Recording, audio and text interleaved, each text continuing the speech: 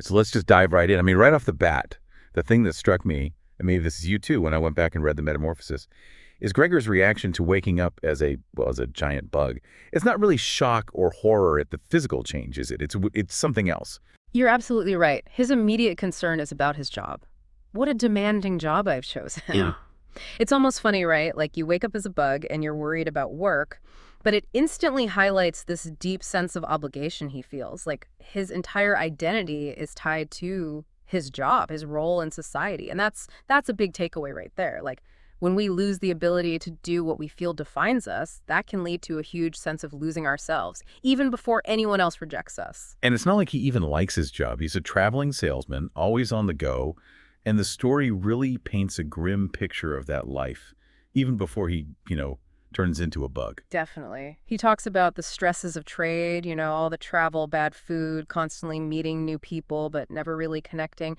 It's a pretty isolating existence, even before the whole insect thing.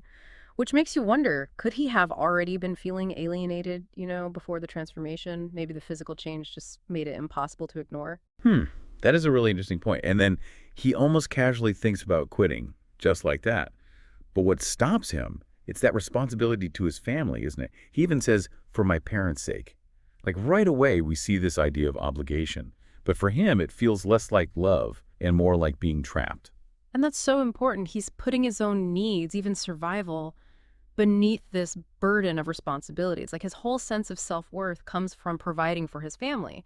And that makes us think, how often do we do that in our own lives? Put obligation above our own well-being. And what does that do to us? Maybe it makes us feel stuck or resentful. Which leads us right into this massive weight of responsibility that he carries.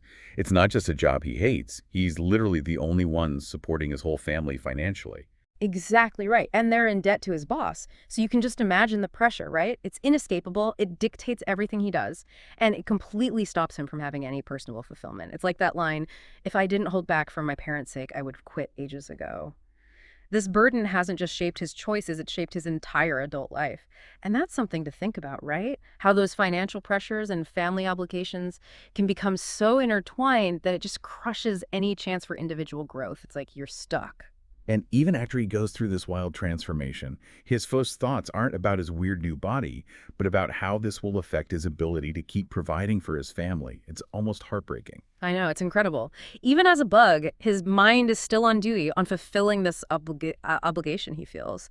The text even says Gregor was still here and wasn't thinking at all about abandoning his family. It's like responsibility has become an instinct, even when it's impossible. And that can create so much conflict and suffering inside. So we've got this intense alienation, this crushing responsibility. Let's talk about the dehumanization now, which is shown both through the pressure society puts on him and, of course, the whole turning into a bug thing.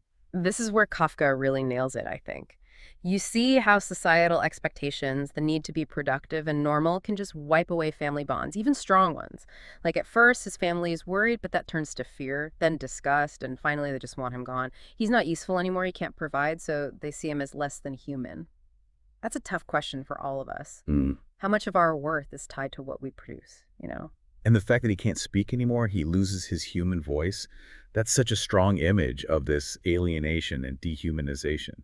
He can't explain, can't reassure them, can't even say what he needs. Absolutely. It isolates him completely, trapping him in this monstrous body. Even without a physical change like that, think about it. Not being able to communicate, to be understood, that can be dehumanizing in itself. When you feel unheard, it eats away at your sense of self, your connection to others. And the manager's reaction when he shows up, he's not worried about Gregor at all, just about losing a worker, how this affects the company. Yeah, remember that quote. Why was Gregor the only one condemned to work in a firm where at the slightest lapse someone immediately attracted the greatest suspicion? The system only cares about output.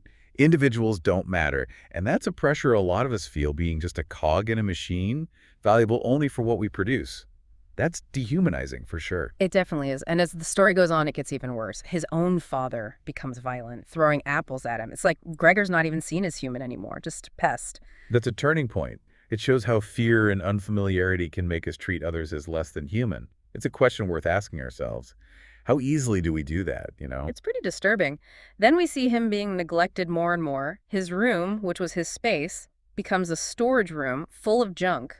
It's a very literal symbol of how little he matters to them now. Exactly. He's pushed to the side, not important anymore. And that happens in real life too, right? People who are seen as unproductive or different, they get marginalized, forgotten, even by their own families. Then you've got the lodgers who come in. They represent the outside world, and their disgust at seeing Gregor that seals his fate. They can't handle anything disgraceful or different. They show that pressure to conform. The family is ashamed, trying to appear normal. Yeah. And that fear of being judged, it can make us reject anyone who doesn't fit in, even dehumanize them. And Greet, his sister, she starts out compassionate, but she changes too.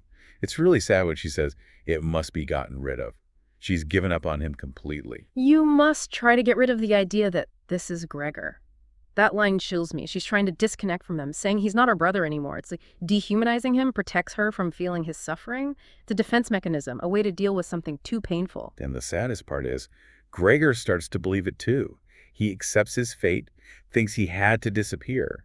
Like, he's internalized their view of him as a monster, a burden. In this business, his own thought that he had to disappear was, if possible, even more decisive than his sister's. That's the ultimate consequence of feeling so alienated, so responsible for others' unhappiness. He believes he's worthless. It shows how deeply these pressures can hurt our sense of self, to the point we believe we deserve to be dehumanized. But even with all that darkness, there are these little moments that remind us he hasn't completely lost his humanity. Right, those glimpses are important. Like, he's still drawn to the picture of the woman in fur, even as a bug. He still longs for connection, for beauty, for something good. It reminds us that even when our outsides change, our inner desires can stay the same. And when his sister plays the violin, he's so drawn to the music, he connects with her through it. It shows that a part of him is still there, still human. It's a beautiful contrast to how everyone else treats him. It shows that our emotional core, our humanity, can survive even the most drastic changes. So to wrap up this deep dive into the Metamorphosis, Yeah. these themes, this alienation, the overwhelming responsibility, and the way society dehumanizes people, they're all so relevant, maybe even more so now. Yeah, no doubt. It makes you think, right? Even without turning into a bug, do we experience these things in our own lives? The pressures of work, family, society, they can make us feel disconnected, less than human, even if it's not as dramatic as Gregor's story. It definitely makes you think. So we want you to think about these themes in your own life. Maybe check out some other Kafka stories. Talk to people about the pressures we all face. These are issues that have been around forever, and they matter. Absolutely. Thinking about them can help us understand ourselves and the world around us better. This has been a deep dive. We hope it's given you some new insights into these really powerful and timeless human experiences.